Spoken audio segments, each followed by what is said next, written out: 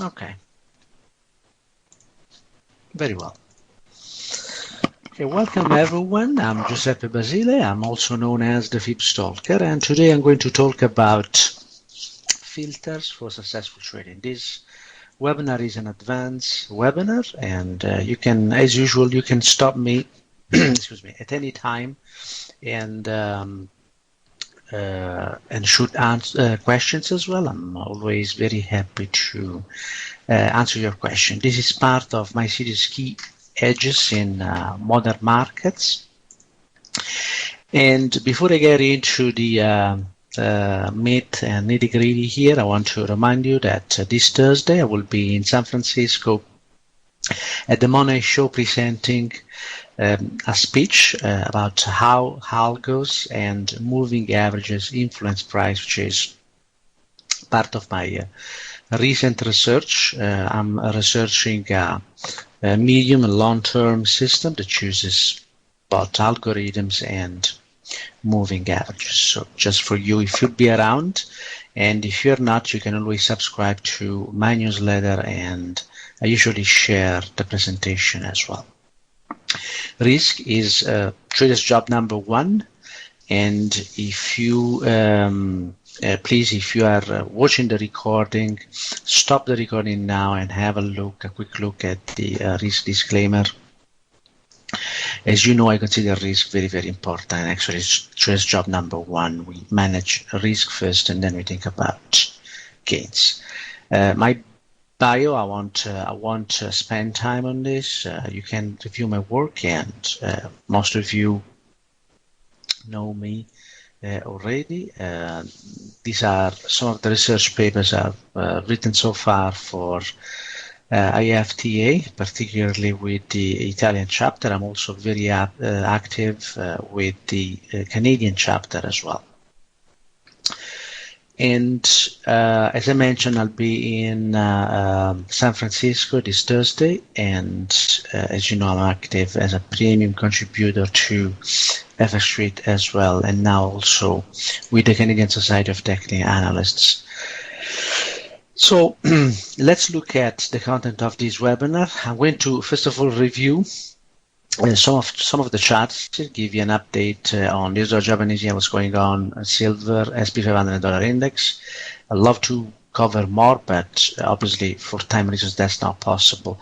And then I'll dive into the description of filters, which are a specific part of a trading system, and we'll talk a little bit about modeling algorithms or the effects of algorithms in modern markets. But as you know, this is basically the base of my trading, so I won't spend a lot of time on this. There are plenty of premium and free presentations on FX Street where you can learn how I look at the markets, basically attempting to model the effects of some classes of algorithms on the market. So that's something that you can review, and we can discuss in any case, and I'll give you some sources as well. So good morning, Abdul Dia, Enrica, and Aninda. Thanks for setting up as usual the webinar here. Next, I'm going to talk about the first filter, the FIPS talking timing, which is a timing technique, and then the second filter, the moving average values areas in 16 minutes and 24 minutes, and I'll offer a recent example, and then we will see what happens when we put everything together. So first of all, let's look at the current market. So I'll switch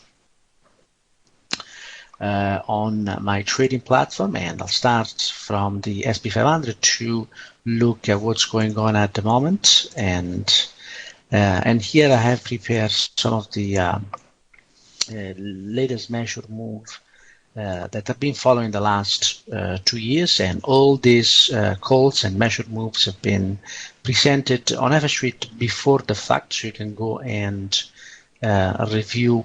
But basically where we are at the moment is that we had the highs in 2000s, which is this level here, 150.90 here, which offered has a which offered us a measure move, and we actually were able to identify that measure move before the fact, 3 weeks before it happened. Actually, the 1775 broke price into the first target, which is this level here. So we traced from this high to new high, and 3 weeks before the fact we had already an area of potential participation. We tested that area with one of the filters that I'm going to present today, and price went into that first target eventually. Okay, and once that first target was it, this market had two possibilities. One is to continue into the second target, and the other one was to correct into the next measure move. So this market actually corrected into the next measure move. So what I did basically is I kept tracing from highs to new highs until it eventually got into the second target. It never got into the second target, so this allowed us to capture the new retracement here as soon as the price. So you keep tracing from high to high, high to new high. Whatever new high is actually printed. But at some point, the new high, there is no new high any longer. That happened at 2092 here. And so now again, with a few weeks in advance, you know what is the area that where price could find participation. And again, I gave this, I think this was July 2015. You can review the premium and free open webinar on FS Street, whereas I gave these levels before the fact. So where we are at the moment is that this market in 2015, it has tested this 1841 twice, but you know very well at the beginning of this year, in 2016, this area has been retested again. And can you see that the 1782 was never pierced on the downside, which means that algorithms have kept participating in this area and have actually held this price into what? Of course, every time we have one of these areas, we also have one target, and the target in this case was 2211. This target has not been reached yet, but I believe we are going to reach this target before or after the October election in US.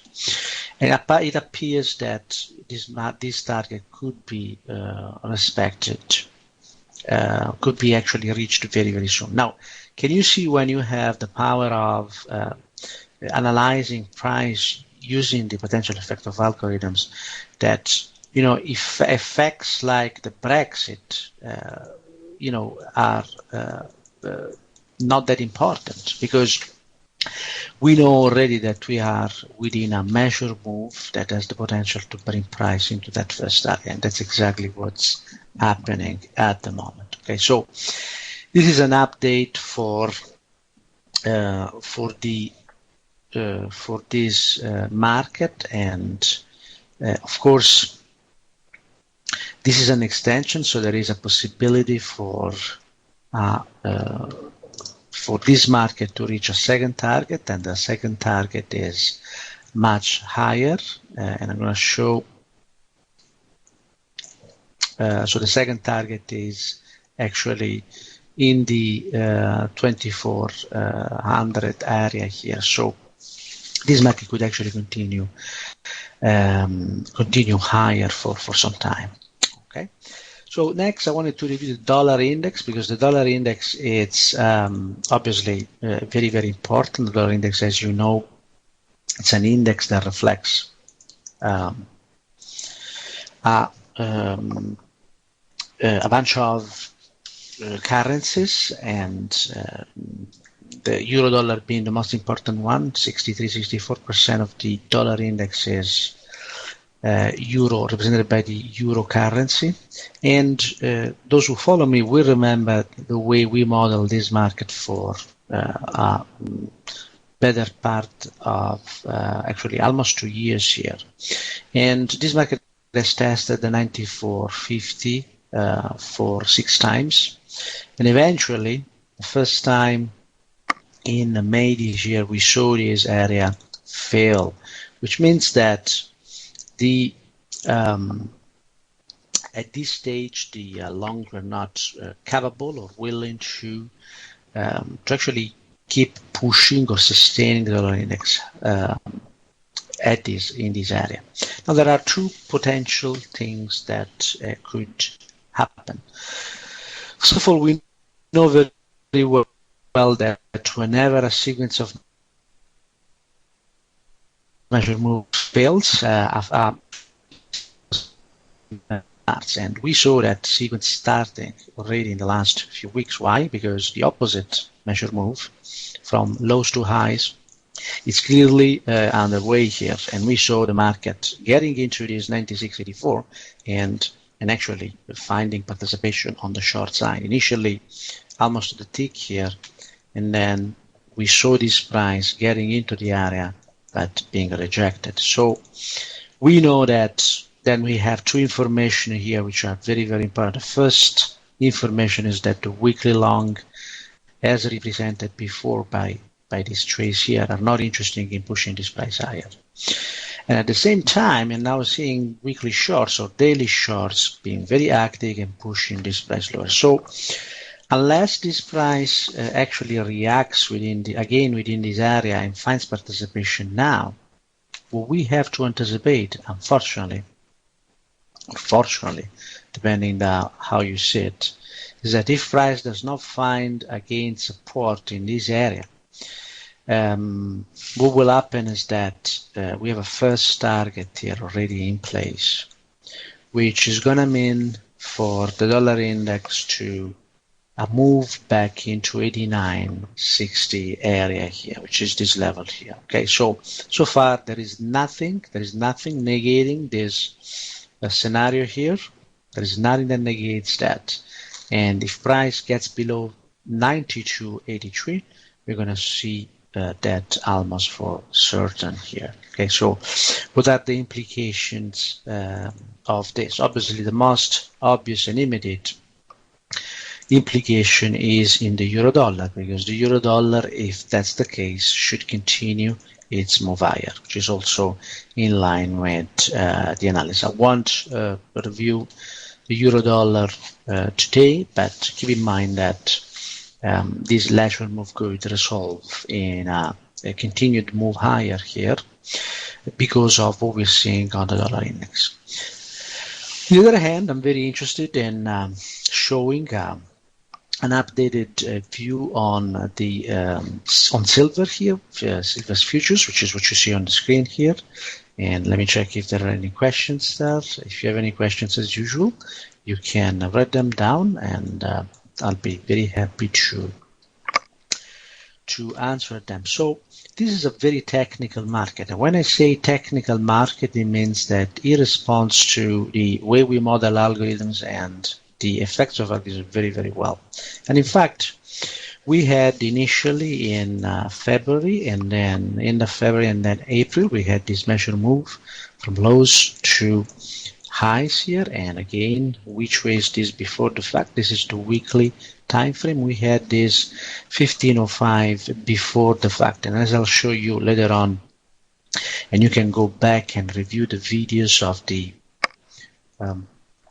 Tokyo FX Street Tokyo open room, and I made these calls well before the fact. 1505 found participation. The 1477 was never broken, and eventually retested this level again at the beginning of April, but eventually went into the first target and the second target as well. The next extension measured move did not find.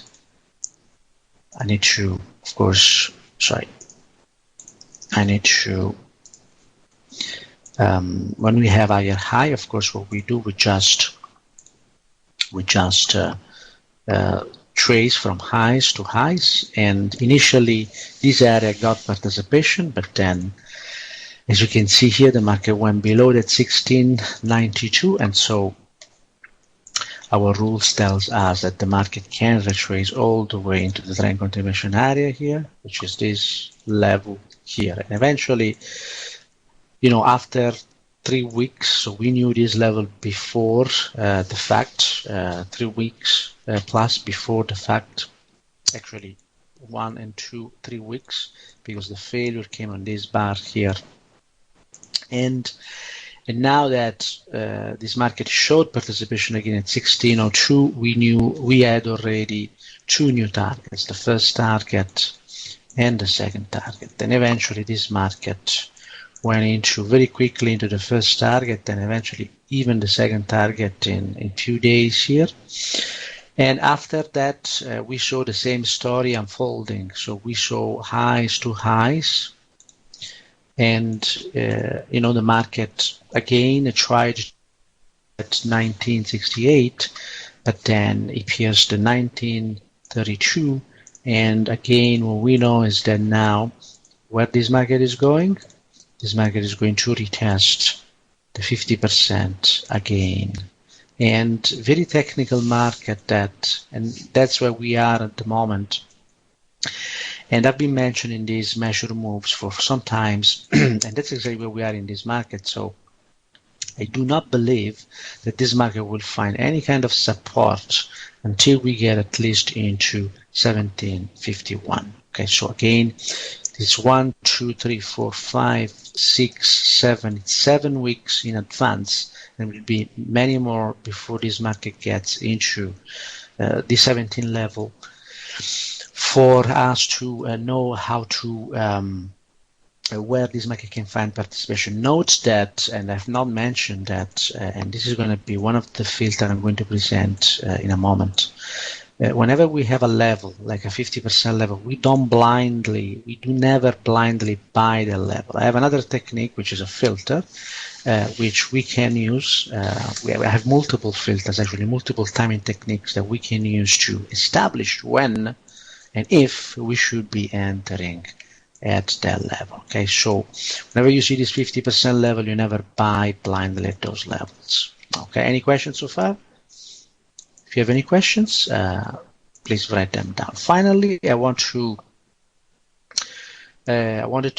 we touched on the SP500, dollar index, and silver. I wanted to give a quick update about the US dollar Japanese yen here. And as you will remember, this has been, again, another very technical market. I'm not going to repeat the full analysis here, but this market is on top of a large 50% retrace, as you can see. And we knew that that market had to somehow reach the level.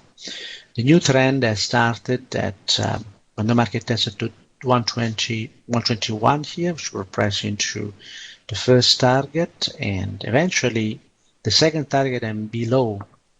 And then, before the fact, when the price went into that second target, we knew that this market could actually retest, test a new measure move. That was 111.83, and the market got into that first target. It did not continue immediately into the second target, and we know that when that happens, we know how to capture these markets. And I traded all of this, and I traded.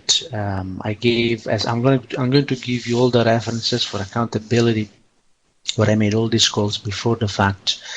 And interestingly enough, the day of the Brexit, or the day after, this measure moved per price again into the first target and second target.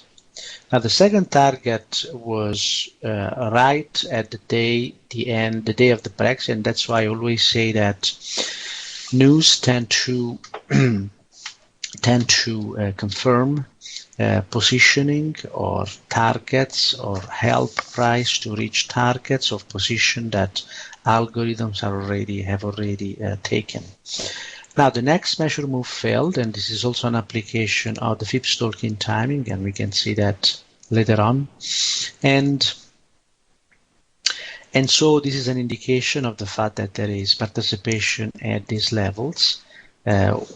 170 once, twice, and now 3 times, and we will see whether this market is going to reverse. There are talks about US dollar Japanese yen, quantitative easing and reducing the interest rate. So this should actually support our technical case here. All right. So this is it for the review. When you look at the recording of this webinar, you can look at all the calls I made since August 2014, February, the short, February the 1st, there is the YouTube there, or you don't need the YouTube, you can go to FX Street actually, and as you are a premium, you can watch this. And the violation I just provided you, I did not publish it, although it was immediate, and it was actually an immediate consequence. I mentioned it in my fifth Stalker Management Coaching Program in the 4th session in June. All right, so let's review now the parts of a system, and I want to introduce you to filters. There are 10 parts of a system: market selection, direction, setups and filters, entry or market timing,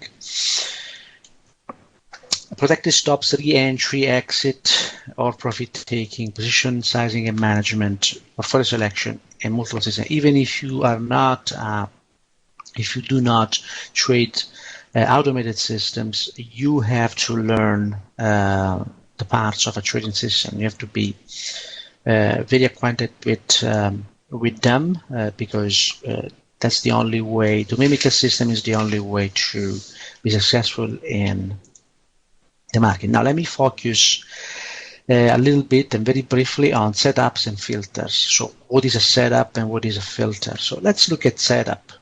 It's a filter of filtering criteria which actually tells the trader when to get ready to enter. So it's a set of rules that we execute on the current price conditions and tell us whether we need to get ready to enter the market. Get ready to enter the market. So it's a filter with filtering conditions. Some believe the best setups are not related to price. I think the best setups are related to price. The setup can be very, very complex and can require a complete analysis that takes into account price structure, price discovery, a number of other techniques. But compared to the entry itself, only compared to the entry itself, because the entry has to be something very, very simple that we can execute in a very efficient, simple way.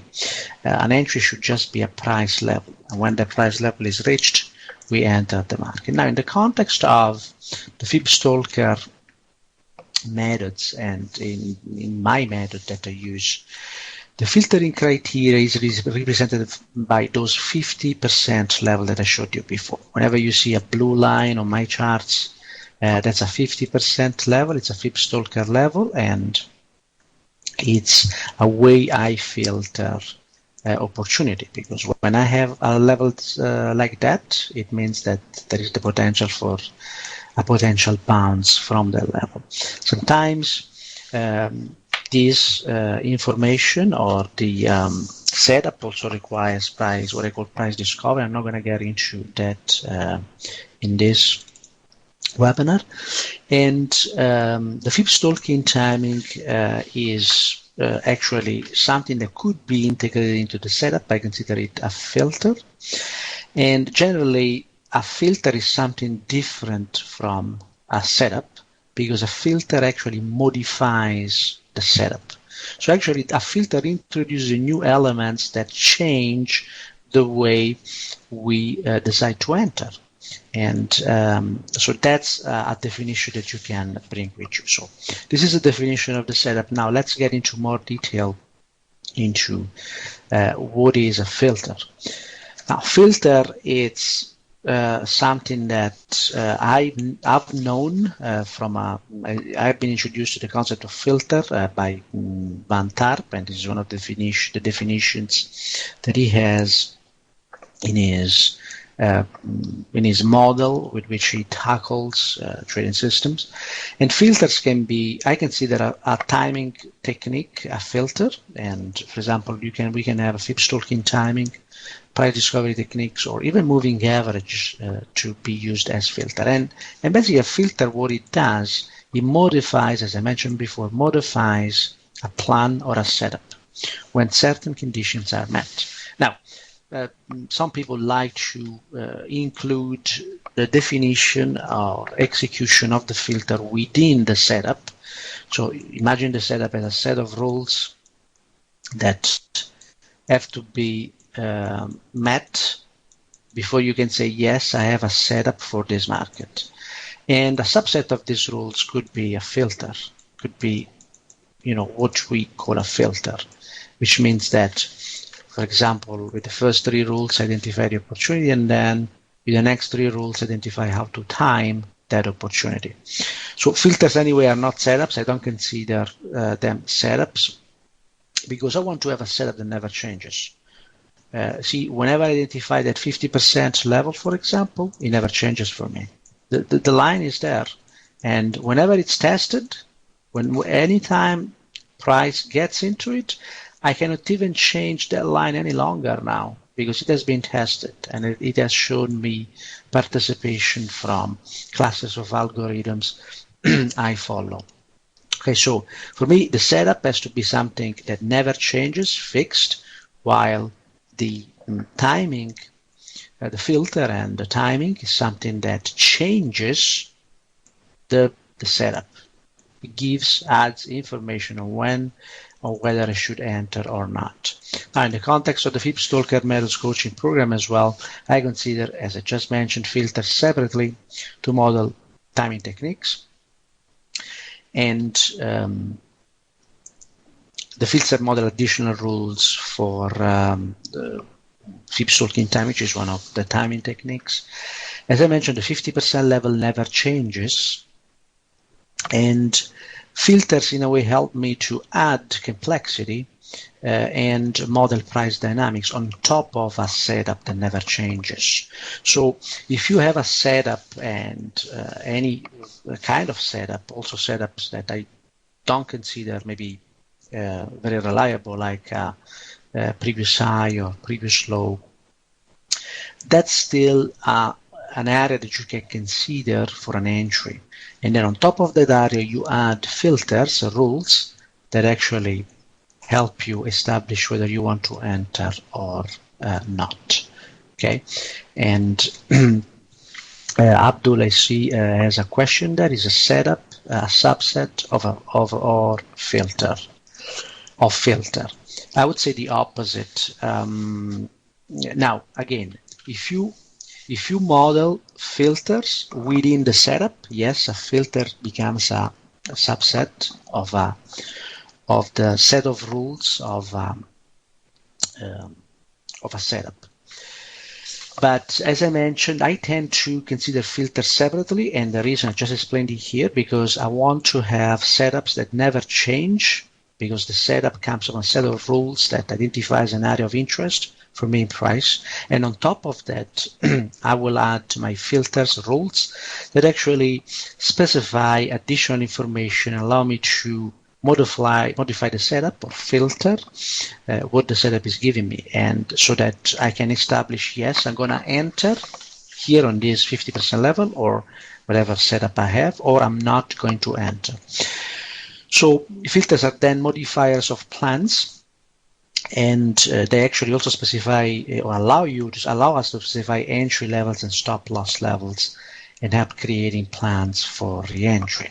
All right, so this is a formal definition of filter. Now, as you know, one of my main edges is modeling algorithms in modern markets. This is something I talk a lot, so I'm not going to actually touch on this. And if you're new to this material, worry not, because I'm going to give you some pointers as well, and you can study more and understand more on how I go with modeling these algorithms. But basically, algorithms establish a price structure, so they tend or help to enforce and bring about price reversal, as I showed you before in silver.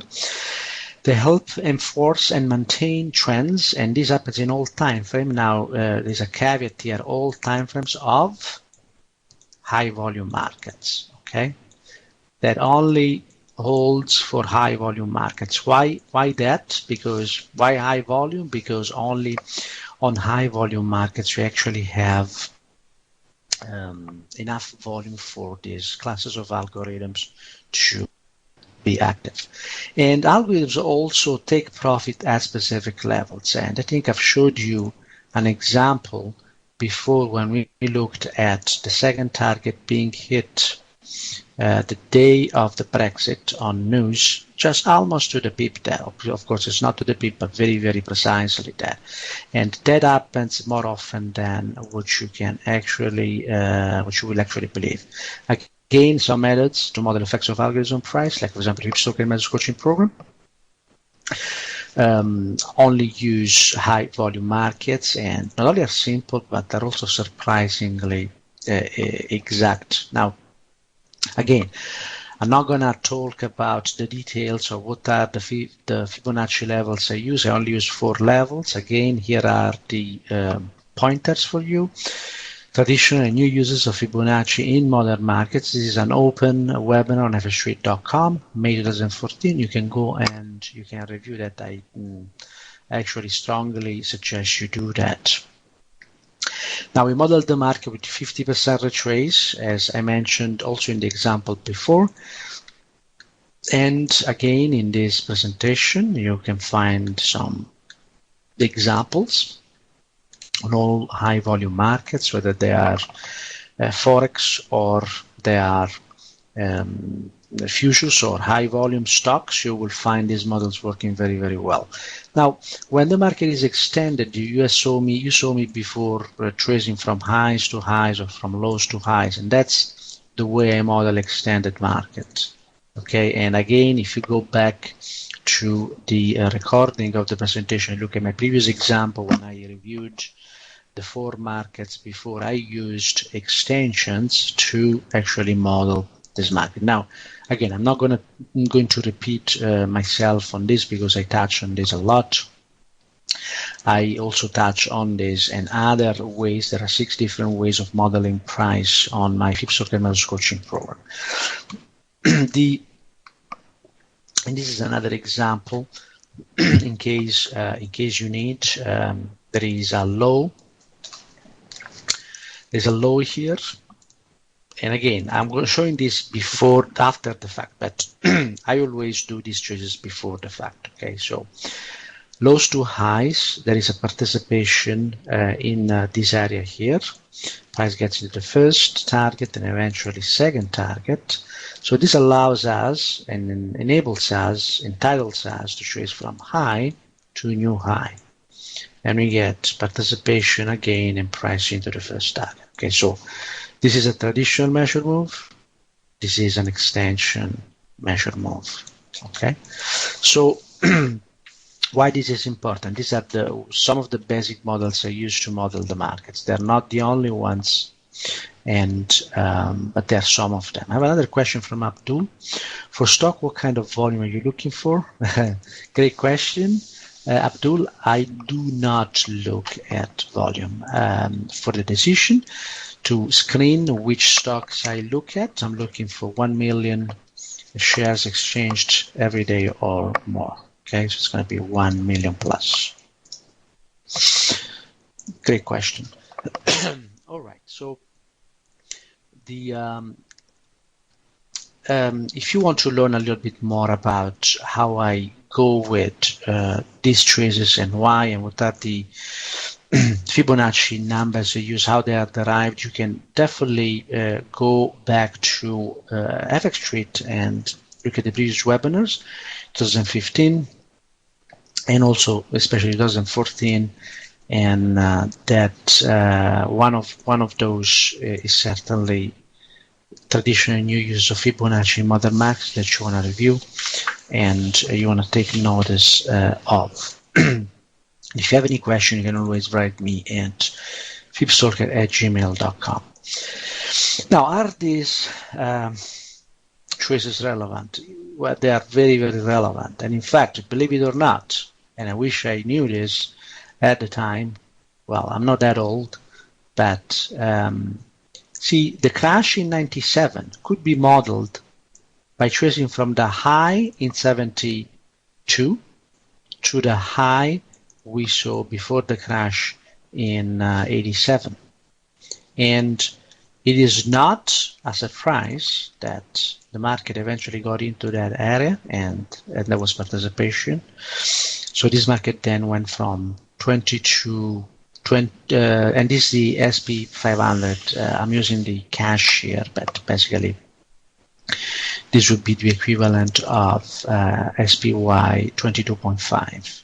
Okay, and interestingly enough, this market went into the first target and then it went well above the second target. In fact, the second target was at around 1550, which would be on the SPY ETF would be 155. Okay, and so one might ask here, and obviously these models also hold before, because from 0 to 120 here, which was the high in 73, the market actually went to test the 50%. So this 50% here, 60 level, was again a 50% level. So this market again was showing and has been showing, even in the past when the computer were not invented,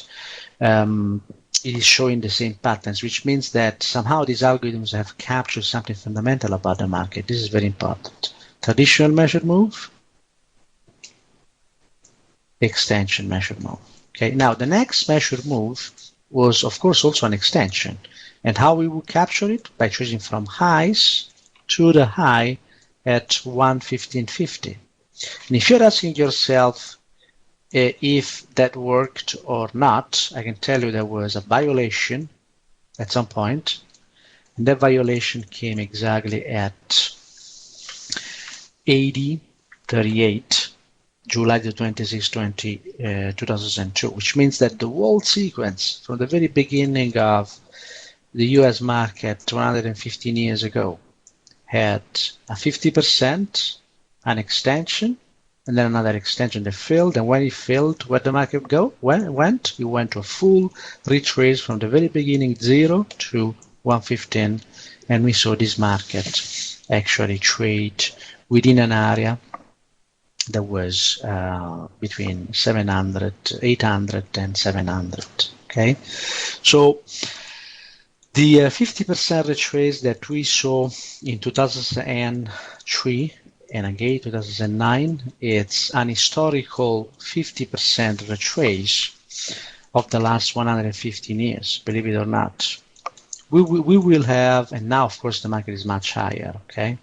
We will have multiple of this 50% retrace.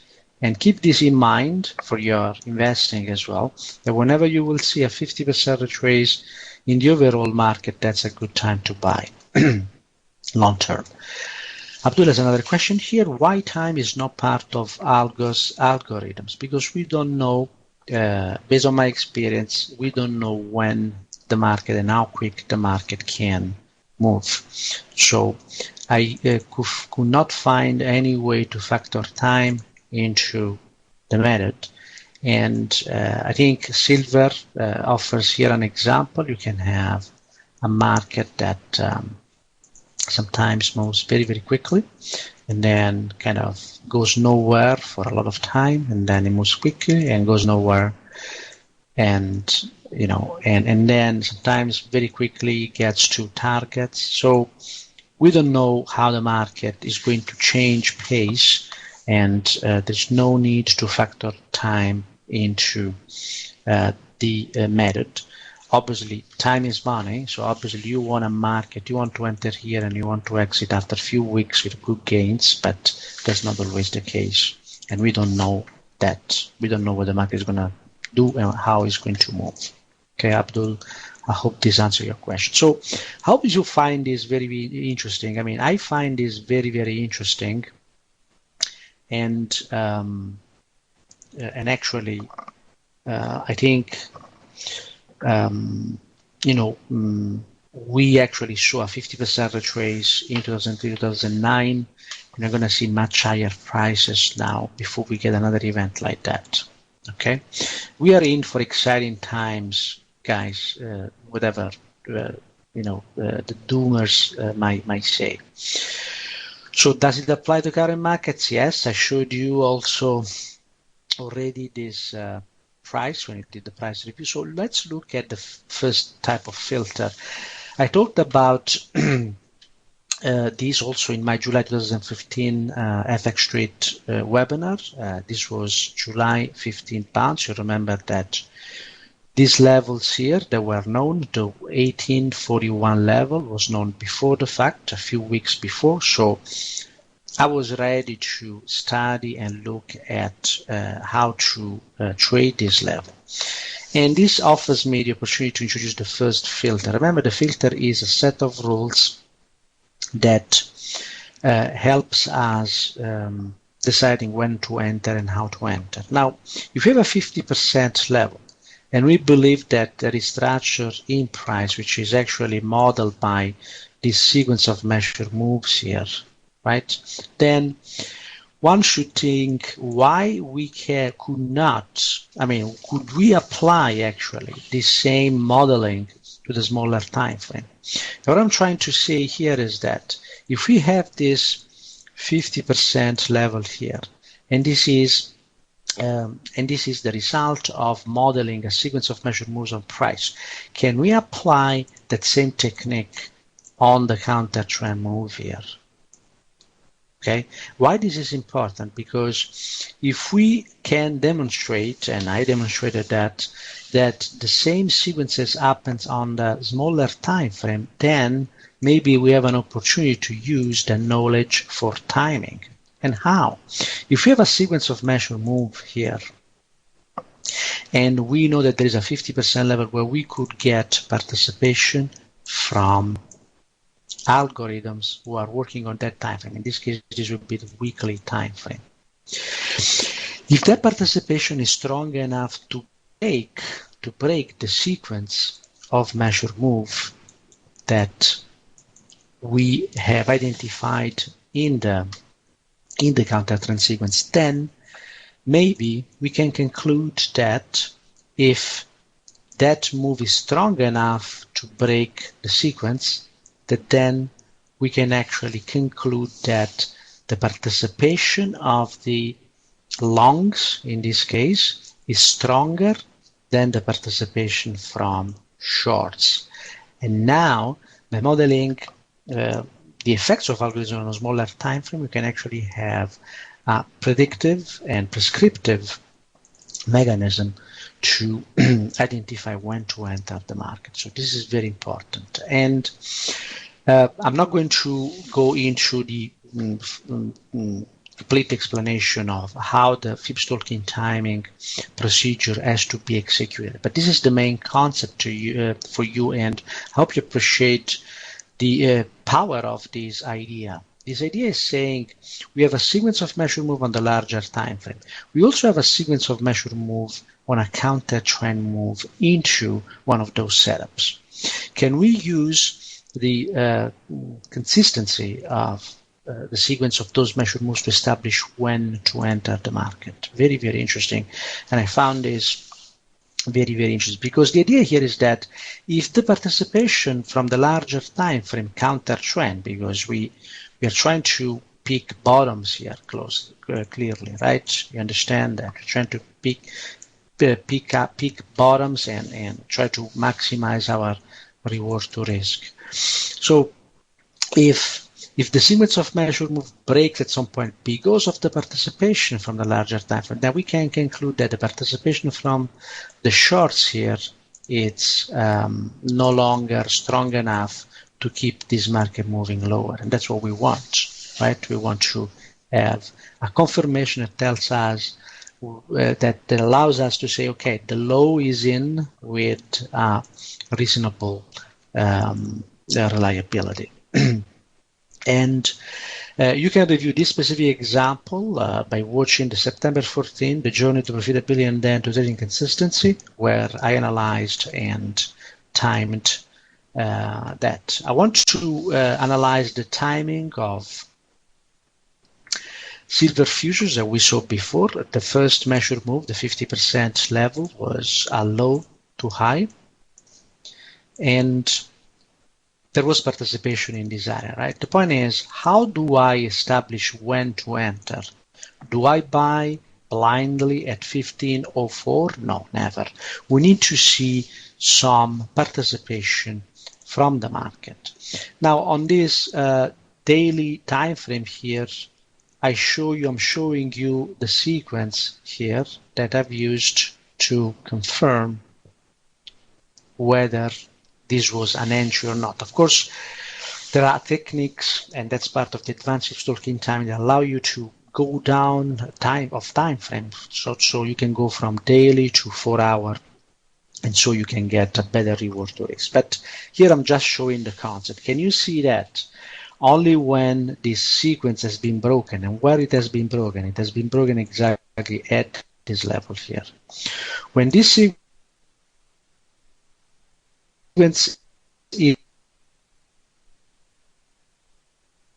is broken, with price is stronger than the sequence established by weekly shorts, as you can see here. Okay, so this is an application of the fib stalking timing. Again, what's the idea? We have a 50% level, we have a counter trend move. We can model that counter trend move with a sequence, and when that sequence fails because of participation at the 50% level, then we can establish and say procedurally, and the beauty of this, that this timing is procedural, can be done step by step, and I believe Abdul can actually testify on that, because Abdul is one of the students, and he knows the details of that as well. So so this is the main idea. Can you appreciate the idea here? So if we want to put the schematic on top of this example, there's a 50% level here, which we identified before the fact. How many days before? 1, 2, 3, 4, 5, 6, 7, 8, 9, 10. The 11th day, that level is tested. So you have 10 days to prepare to take this trade. Okay, so there's no way you can miss such a trade. And so you have the 50% level, and you also have the sequence of measure move. And again, we model that sequence using the same rules. I showed you 2 of the rules. There are 6 of them, and we actually model that sequence. And we know now procedurally that as soon as price gets above this level, we can enter, put a stop below the lows, and let our profit run. And of course, you have to stick to the trade even if the level is retested. And of course, the reward to risk here, the risk is not this, because there are ways to optimize the risk and reduce the risk to much less than that. So the reward to risk can be high. Okay, so this is sorry, just for accountability here, I call this trade in the Forex Tokyo Open Live room around the end of February. So you can go back and look at those open webinars, and I have discussed this as well, but well before the fact. Okay. And now the filter number 2 uses moving average value areas. I spoke about moving average values areas in the last series, what moves price, particularly part 2, and I mentioned that in part 3 as well. So if you have not watched that series, go now and by all means look at it. But the main idea there is that whenever we have a value area which is represented by the area within two measure moves, two moving averages. In this case, the blue line is the red line is the 13 EMA, and the blue line is the 26 EMA. So the blue line here is the 26 EMA. This is a 4-hour chart. So the filter, based on the moving average, tells us is whenever price leaves a value area, particularly here, there is a value area. Whenever price leaves that value area, it's going to move very quickly to the next value area on the larger time frame. Okay, and we can use this for setups. How?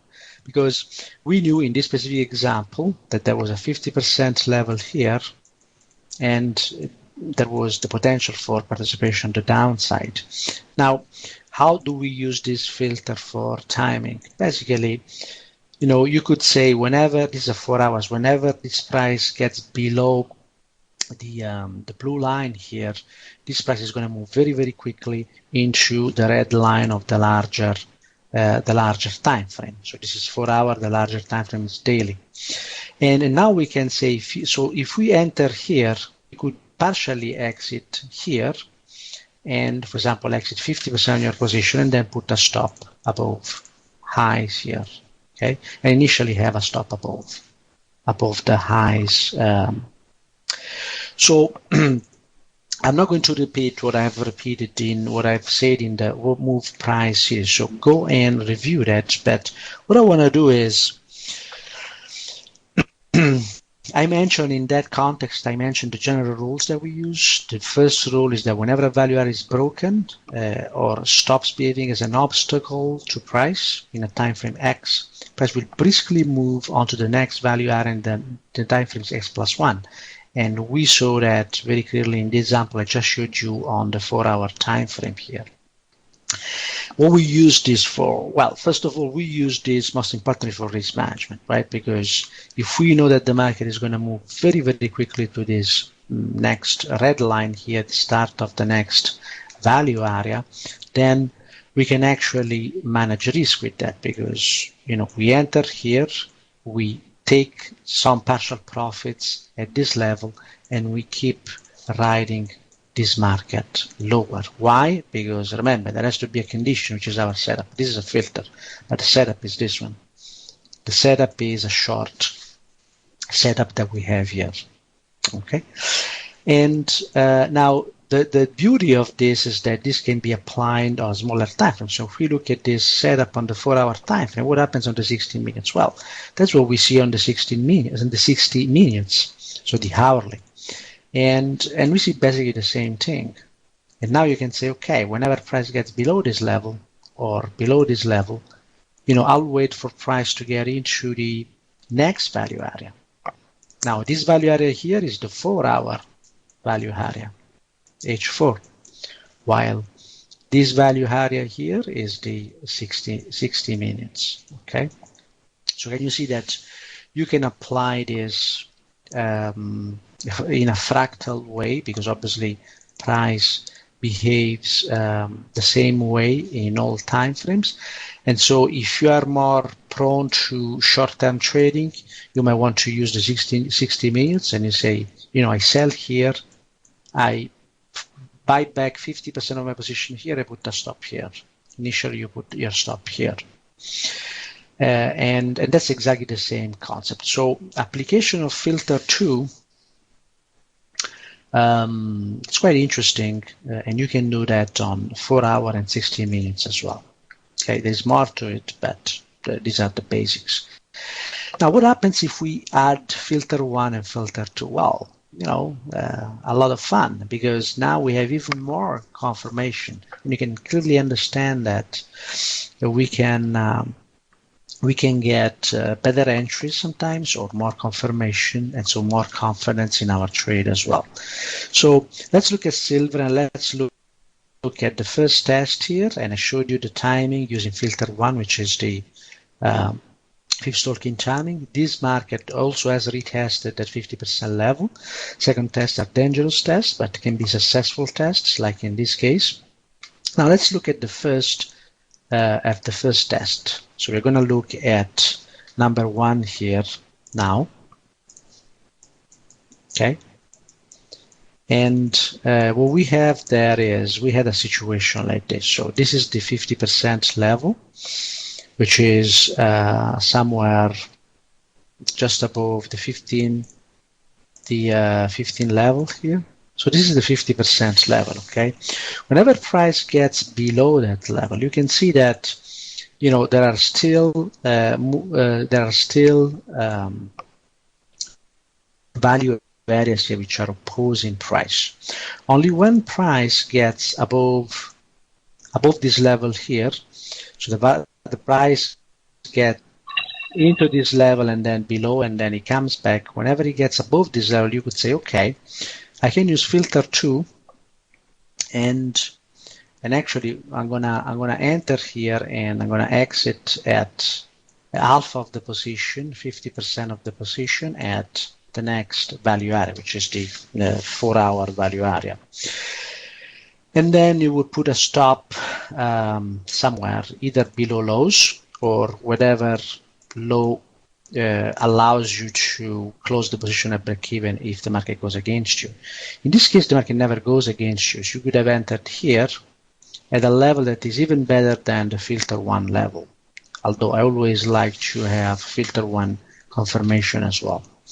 But can you see here that just making only considerations on the value areas on moving averages, you could actually enter this market and basically secure a position that you could bring to target. Okay, with an initial risk that would probably be something like this. So probably something like 15 cents.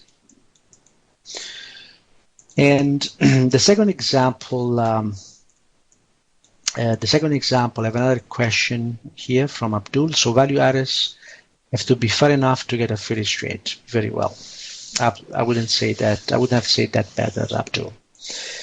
I didn't touch on the concept of Phillips trade in this webinar because there's not enough time, but that's exactly the point. Now, when we look at number 2 here, the setup, the second test, one could always use filter 2 and filter 1 as well to actually decide how and when to enter. And here we have the same.